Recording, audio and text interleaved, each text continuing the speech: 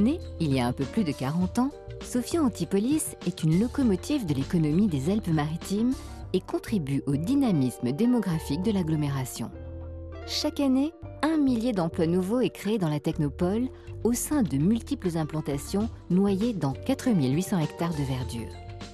Il en résulte une utilisation dominante de l'automobile.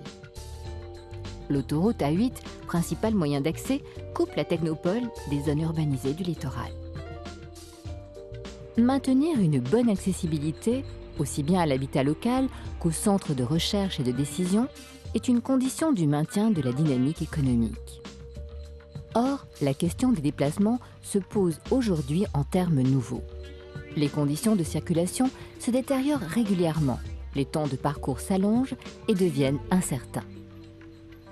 Le statu quo est impossible d'autant que la prise de conscience des enjeux climatiques et l'importance du poids des transports dans le budget des ménages ont modifié l'attitude des automobilistes. Ils sont prêts à utiliser les transports publics dès lors que ceux-ci offrent des solutions attractives. L'idée d'un axe fort de transport en commun entre la gare ferroviaire d'Antibes et la technopole de Sofia est déjà ancienne, car c'est autour des infrastructures de transport que se cristallise le développement, comme l'a fait la voie ferrée il y a 150 ans pour les villes du littoral. Aujourd'hui, c'est autour des axes de transport en commun que se restructure l'urbanisme et se renouvelle la ville. La communauté d'agglomération Sophia Antipolis est autorité organisatrice des transports urbains. Elle gère le réseau Envibus. Malgré des progrès, la part des déplacements assurés par les transports en commun reste très faible. Pour atteindre les objectifs fixés dans le plan de déplacement urbain, il faut déployer des moyens radicalement nouveaux. C'est l'objet du projet de bus-tram d'Antibes, Sofia, soumis à la concertation. Les gaz à effet de serre, le réchauffement climatique, toutes ces problématiques, ces questions fortes ont été posées déjà depuis un moment aux collectivités territoriales et la CASA s'efforce d'y répondre. Ces questions fortes ont bien évidemment servi de base à la réflexion pour la réalisation de notre plan de déplacement urbain que l'on a voté en 2008. Ce bus-tram va nous servir à satisfaire ces objectifs d'accessibilité, d'éco-responsabilité et de mobilité. La solution retenue relève du concept de bus à haut niveau de service, le choix le plus adapté et le plus pertinent compte tenu des données géographiques et des réalités sociales et économiques. Le bus-tram s'appuie sur 3 piliers. D'abord, un véhicule innovant. Il transporte plus de 120 passagers et assure la visibilité du système de transport. Il garantit un niveau optimal de confort aux voyageurs. Ensuite, un parcours protégé sur une partie importante de l'itinéraire pour garantir de bonnes conditions de circulation en bus-tram à toute heure de la journée. Enfin, l'organisation nouvelle permet d'avoir des bus beaucoup plus souvent, plus tôt le matin et plus tard le soir. Mais comment desservir au mieux le territoire ? Il faut tenir compte de la multipolarité des implantations et des principaux lieux de vie, d'études, de commerce ou de loisirs. La solution choisie pour une première étape repose sur un tronc commun du centre d'Antibes jusqu'au quartier des Trois Moulins, puis 2 branches qui se rejoignent à la gare routière de Valbonne-Sophia Antipolis. Un site propre, c'est-à-dire une plateforme à l'usage exclusif des bus, est aménagé dans les secteurs où la circulation automobile est la plus congestionnée. Cet aménagement, indispensable pour garantir la régularité des temps de parcours, permet aussi de repenser l'organisation de l'espace public et d'organiser des arrêts par des stations accessibles à tous les publics. Comment définir le tracé ?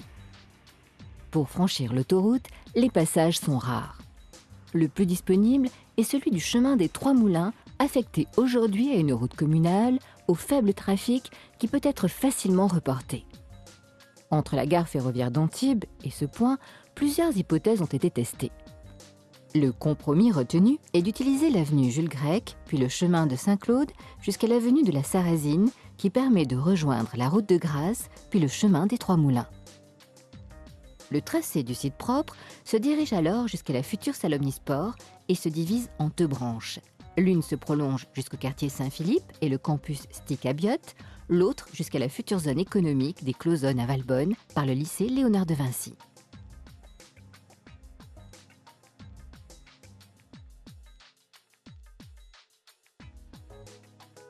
Au-delà du site propre, le bus-tram circulera sur la voirie dans la circulation générale.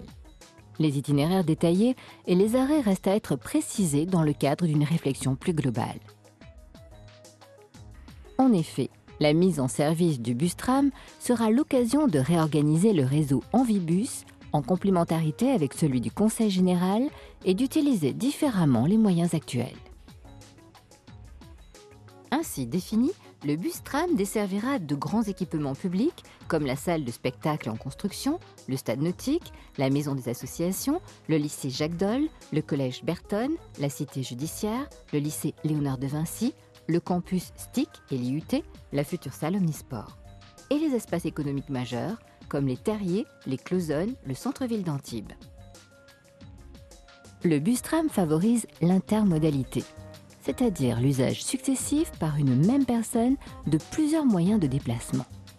Les relations avec la gare ferroviaire et les bus urbains comme interurbains sont renforcées avec la réalisation du pôle d'échange d'Antibes. Les premiers travaux commenceront fin 2011. De même, un programme de parc relais est prévu par la CASA.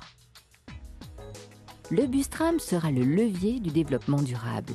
Il contribue à l'amélioration de la qualité de l'air et du bilan carbone. Il est l'amorce d'une nouvelle approche des mobilités, économe en énergie et en espace public. Autour des aménagements du site propre, de nouveaux espaces urbains, des centralités de quartier s'épanouissent. Les échanges entre les quartiers et les villes de l'agglomération se simplifient. L'attractivité du centre-ville d'Antibes et de ses commerces se renforce. Le projet concerne directement les 4 communes d'Antibes, Biot, Valbonne et Valoris. Leurs maires sont engagés dans la réussite de ce projet vital pour l'avenir de l'agglomération. Voilà, maintenant vous savez ce qu'est un bus à haut niveau de service. Vous savez quel trajet il va emprunter dans les années à venir. Vous savez que nous allons commencer par la plateforme multimodale accolée à la gare d'Antibes pour démarrer ce grand projet.